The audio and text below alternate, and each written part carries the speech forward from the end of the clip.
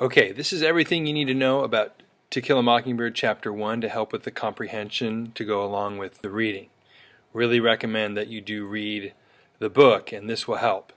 So the beginning of the story, beginning of any story, is called the exposition. So an exposition usually includes the main characters, the setting, which is where the story takes place, and introduces the conflict or the problem that the characters are going to face. So To Kill a Mockingbird is really no different than that. So for most students, the first 4 pages or so of the book are some of the hardest to get through since they're pretty dry and they give a lot of background detail about the area and the town, which might not seem necessary. So the book starts with this detail that seems odd about Jem, the older brother in the story, getting his arm broken when he's 13. His name is Jeremy Atticus Finch. We're not told how he broke his arm, but that Jem and his little sister Scout often talk about it when they're a little bit older. Scout's real name is Jean Louise, but for most of the book she just goes by Scout. You can call the detail about Jem breaking his arm foreshadowing, I suppose, because we don't know how he did it, but we know it's coming. I suppose, like true brothers and sisters, the book starts with Jem and Scout arguing about when the events leading to the accident actually started. Scout says some people named the Ewell started it, and Jem says it was when somebody named Dill came out one summer. So to argue, Scout goes all the way back to when the territory was first discovered, when General Andrew Jackson chased Indians through the area. They ask their father Atticus, well, who's right? So this is where it gets a little hard to get through, whether you think it's confusing or even boring, because Scout, who is the whole narrator through the story, she tells us how the family, they're the last name of Finch, came into the area. So what do we really need to know from this section? Basically this. The first relative they know of in the area was Simon Finch, who came from England and worked as a doctor and ended up in the South, specifically in Alabama, and set up a cotton plantation with slaves and all. The Civil War and freeing of the slaves basically left the family broke, but the family stayed and worked the land at Finch Landing until Atticus went to be a lawyer and his brother went to be a doctor. They were kind of the first ones off the plantation. The sister, Aunt Alexandra, stayed at Finch Landing with her husband. Atticus went to Montgomery to study and came back and settled in the city of Macomb, which is like 20 miles from Finch Landing. Macomb is where most of the story takes place. Atticus's first case was 2 Haverfords, a family in town. They killed a blacksmith because they just said he deserved it, and so they were hanged for doing it. We find out since the Finches have been in the area so long that they are in some way related to most of the people in the town. The slow part continues because Scout then tells us all about the town. So what do we need to know?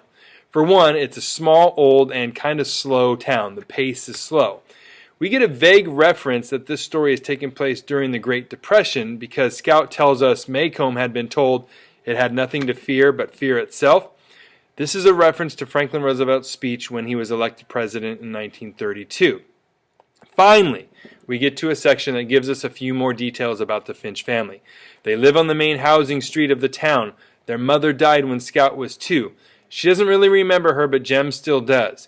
Calpurnia is their African-American cook and nanny who pretty much runs the house.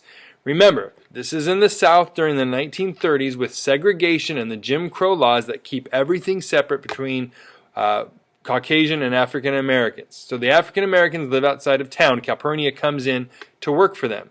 So unless it's otherwise stated, everyone around Jem and Scout, including at school, would be white.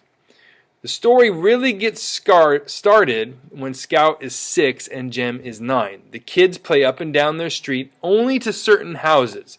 At one end of the street is a crazy old lady named Ms. DeBose, and at the other end is this scary guy that no one ever sees at the Radley house at the other end of the street. So this is where in the book that we meet Dill, another main character. Scout and Jem are playing in the backyard and they hear something in their neighbor's collard patch. A collard is like a cabbage. The neighbor is Miss Rachel, and Dill is her nephew. His real name is Charles Baker Harris. He's a year older than Scout and is going to be coming every summer visiting from Meridian, Mississippi. Now, he's supposedly seen the movie Dracula. Scout and Jem don't really get to see movies in this small of a town. And retells the story to Jem and Scout. We find out he doesn't have a father around, which is kind of an awkward moment. In this time period, it wasn't common to have a single parent without one of them actually having died. He's just not around. We find out that the biggest activity of the kids is playing, pretend, and reenacting stories. Remember, this is before television. Entertainment was the radio and playing. They don't even really mention toys in this story. They're just acting out stories that they know. So when they get tired of reinventing stories, Dill gets fixated on the Radley house. The kids call the unknown hermit that lives there Boo. I guess even the nickname is supposed to be scary. And what we get here is the whole history of the Radleys at this point. So it turns out that everyone is either scared or suspicious about the Radleys in the town. Kids avoid the house and won't even eat pecans that fall off their trees. Anything weird that happens in the town is blamed on Boo. The whole family keeps to themselves and don't really talk to anyone, so there's lots of rumors. Supposedly when he was younger, Boo was partying it up with a couple other young men and got in trouble. In response, the family closed him up in the house. One day that Jem can still remember, it's rumored that Boo was cutting scissors in the living room and all of a sudden just stabs his father in the leg with the scissors and goes back to cutting the paper. Kinda weird. Rather than putting him in jail or in the mental hospital, he gets locked up in the courthouse basement for a while until the town council worries that he'll get sick and die from being there. So he ends up locked up back home. At some point that Scout can remember, Mr. Radley dies, and Boo's brother Nathan comes back to live in the house. They still don't see Boo. He's still locked up. So Dill gets all fixated on making Boo come out so they can see what he looks like. Dill ends up daring Jem to go up and touch the house for a comic book that's called The Gray Ghost.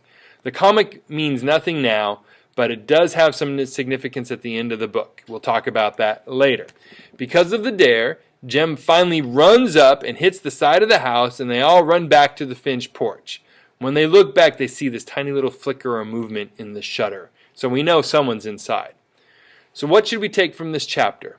Aside from knowing the main characters and the setting, we know the end of the story is Jem's accident that breaks his arm. What's been created is the world of the kids. We know their world, and now we know their boundaries. There is a childhood innocence that's being created in this chapter, where really the scariest thing is the creepy neighbor surrounded by a lot of rumored stories.